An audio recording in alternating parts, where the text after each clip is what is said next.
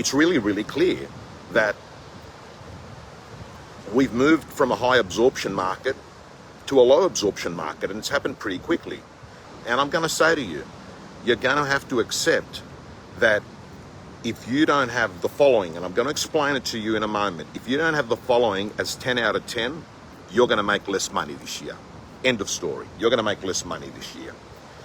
And the reason why is that the marketplace will not create deals. The marketplace won't help a vendor get their money. The marketplace won't create urgency to a buyer because they've got fear of missing out.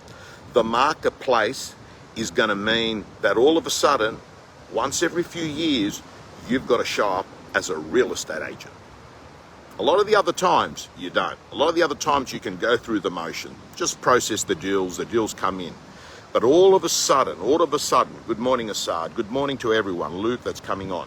All of a sudden, here are the skills that you need to major on. Let's start with the first skill.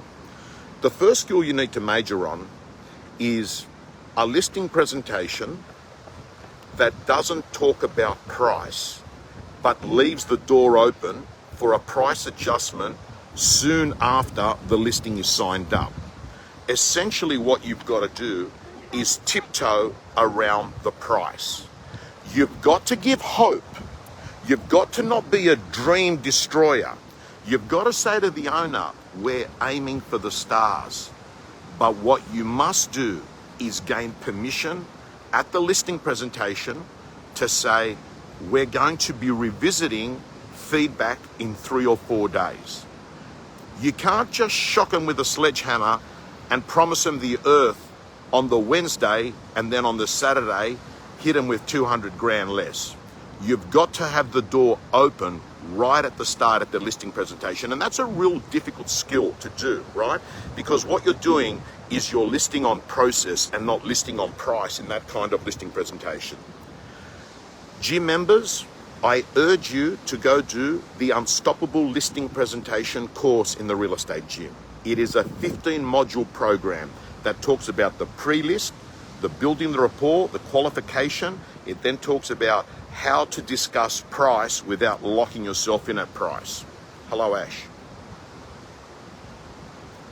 The next skill that you're going to have to major on to actually make the sort of money you made last year is setting it up to sell just after you've signed that up. Again, that's in the course, but for those that aren't gym members, touch lightly on it. What it basically is, it's a 10 or 15 minute presentation that you normally do after the listing is signed up or within a day or two when you come back for a photo shoot or showing the rest of your team. And what you're doing is you're managing expectations and providing a heads up on what's happening next. Because people hate surprises.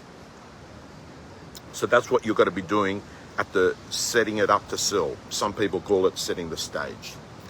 The next thing you need to do, and I finished a session yesterday with Mark Sully, who does around 250 sales a year, and I explained to him, we need to have a whiteboard up in the office, which is basically your vendor management processing system.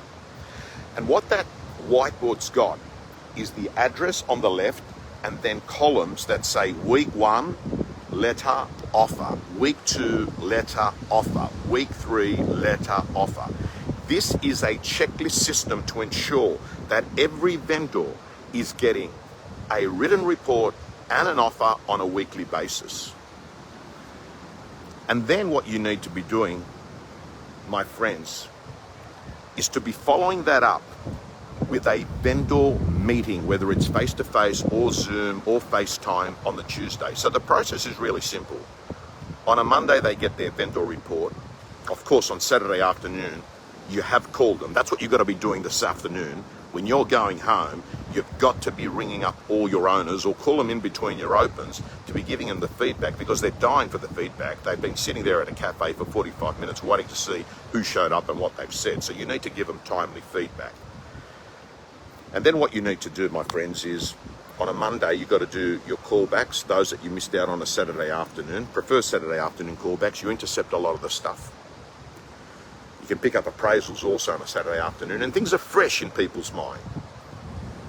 And then what you do on the Monday is when you finish your second round of callbacks, you're then sending out your vendor report. And there's about 5 vendor reports in the real estate gym. I've picked the 5 best. I've put it up there, auctions, for sale ones. And then you're following that up on Tuesday with a vendor meeting. And this is where we're going to work out who is strong and who's soft. Because if you can't have a strong conversation on the Tuesday, outlining to the vendor the reality of the market, you're going to get devastated in this market. Not only aren't you going to sell their house, you might have to sell yours to survive. That's what's going to happen, my friends. You're going to have to learn the art of tough love. You're going to have to learn the art of having a crucial conversation, but without you pulling out a sledgehammer. You're going to have to learn to have empathetic conversations with an owner, and it might require you to actually pick up that vendor and drive them around and show them what has sold in the last 7 days. And it might mean that you might have to help your vendors look at their new destination home so they can see that they can actually buy a home for better prices than what they thought in this market.